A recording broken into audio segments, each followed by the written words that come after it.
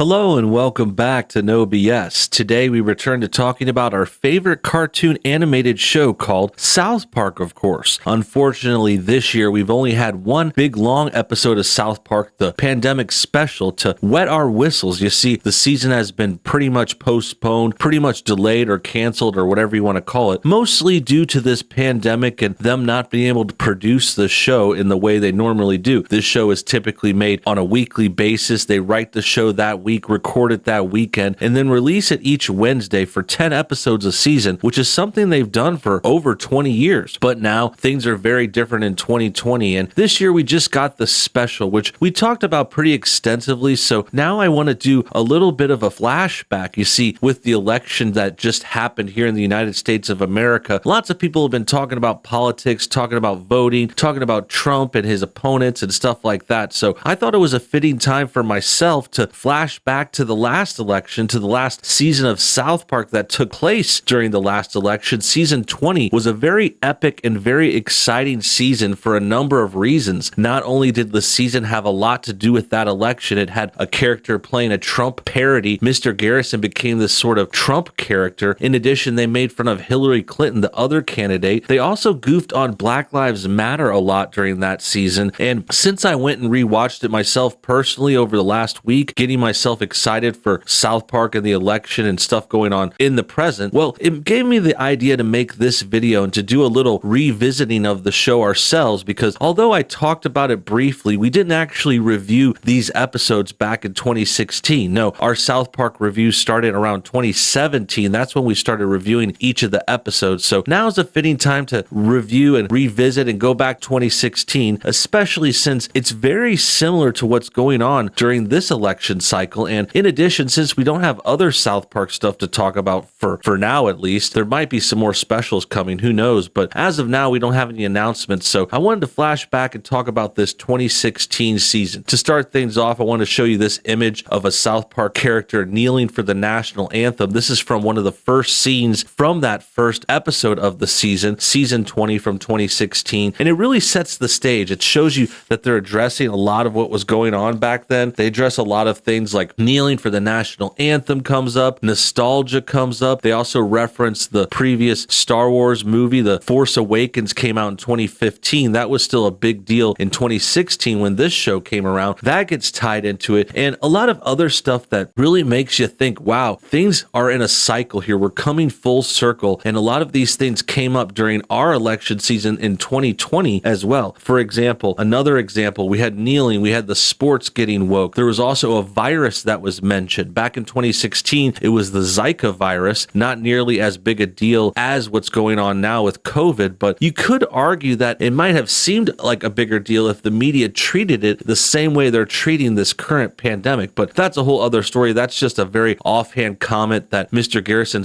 / Trump makes in one of the episodes, but more importantly is the bigger themes. Like I said, they address the election here. They address Black Lives Matter in addition, and we're going to go and break these themes down in the whole process of the season. So from the beginning, like how this shot says in the picture, the teams are kneeling for the national anthem, and what ends up happening is there starts to be this sort of rift between the boys and the girls at school. At school, you see the boys and the girls start to fight in a little bit. First, it starts off with this game. These guys are announcing it. They're actually more interested in the kneeling than they are the volleyball. And here comes the next part. This is hilarious. This is Cartman in his Tokens Life Matters shirt, and it's obviously a play on Black Lives Matter, and he was wearing this shirt for a good couple episodes at the beginning of this season. One of the funniest parts is the Cartman character and his sort of new story and the way he goes this season. And basically what happens is Cartman kind of turns a new leaf. He becomes this kind of woke character. He says that Black Lives Matter, Token Life Matters. He also says that girls are really funny. He starts going pro-girl and doing all this kind of typical left-wing stuff that was coming out this year. Now, another thing worth mentioning that came out in 2016, another reason Cartman goes pro-girl, and he also says that girls are funny a lot because one of the big memes from early mid-2016 was the Ghostbusters movie, and this whole argument about whether or not girls were funny. There was people that hated that movie and thought it looked stupid, but it really wasn't because they were girls necessarily. Sure, they were girls rebooting a classic beloved Ghostbusters franchise, and that was part of the problem, but it was also the fact that they just weren't funny no matter who they were, and that was a big meme theme during the summer leading up to this season. And it also led to one of the funniest scenes in this season, and maybe in South Park ever. And that's when Cartman gives this little speech at the school. Right here, you can see him giving a speech, and he's talking about how girls are funny. He says, "Get over it." He brings a couple girls on stage. That's really funny moment. It's just one of the classic South Park scenes that really, really made me laugh and really kind of made me nostalgic for that era and that season. And it goes over these kinds of memes and these kinds of pro-PC kinds of ideas and everything that was going on in 2020 leading up to a crazy election, which is, again, very similar to what happened this year. There was a lot of BLM stuff over the summer, a lot of these protests and riots and demonstrations, not necessarily like a big girl power movie. There were no movies really this year, so there were definitely differences too, but this BLM stuff definitely lit up in 2016, just like how it did in 2020. And the other thing before we move on to other points is the way that they satirize BLM in this season of South Park I found really interesting, especially watching it the second time around. As I mentioned earlier, what happens is it turns into a guys versus girls thing at the school. So you see the guys and the girls starting to kind of fight each other. The guys feel bad because the girls are feeling offended, and what gets in between them are these trolls on the internet. Specifically, there's one troll named SkankHunt42, and he starts trolling everyone in South Park at the school, and the girls think it's one of the boys, and this causes this big rift between them. And the whole point of that is it's a big parody of Black Lives Matter, and it's showing how these trolls online, they drive a wedge between certain groups of people in America. In the real world, what happened was it was more of a black versus white thing, more of a white people versus minorities. It was like a race thing. And in South Park, the way they joke on it is it's a gender thing. It's guys versus girls. You can see a lot of parallels throughout the season of BLM being like a girl versus guy thing. It's driving a war between the two groups. And in South Park, it's guys versus girls. It represents how it is with race in America. And I thought that was very interesting, very well done. What eventually happens too, further down the line in other episodes, Butters actually becomes a big pro-boys figure. He does these little protests. He actually has a very interesting way of protesting. He drops his clothes off and does like a kind of naked protest saying he's a boy, he was born this way, he doesn't feel like anything's wrong with him. And that's where you really start to feel like those are the lines that you hear from like a lot of different groups of Caucasian people. They felt like that a lot. They felt attacked. There was also talk about guilt. At one point in another episode, Kyle talks about feeling guilty for being a boy, hearing all this stuff and these bad things online in the news and stuff. It made him feel guilty for being a boy, which is also very similar to how white guilt happens to a lot of people who are susceptible to these kinds of mind games. And yeah, South Park played upon that really well, and it shows you how the groups are turning against each other. And the main thing is how there's a third party that's actually to blame, that's pitting the groups against each other. In South Park, it's that troll on the internet. In the real world, it might be another troll. It might be a group like BLM that's kind of got this kind of trollish type behavior where they try to trigger people and turn them against each other. And I thought that was a big,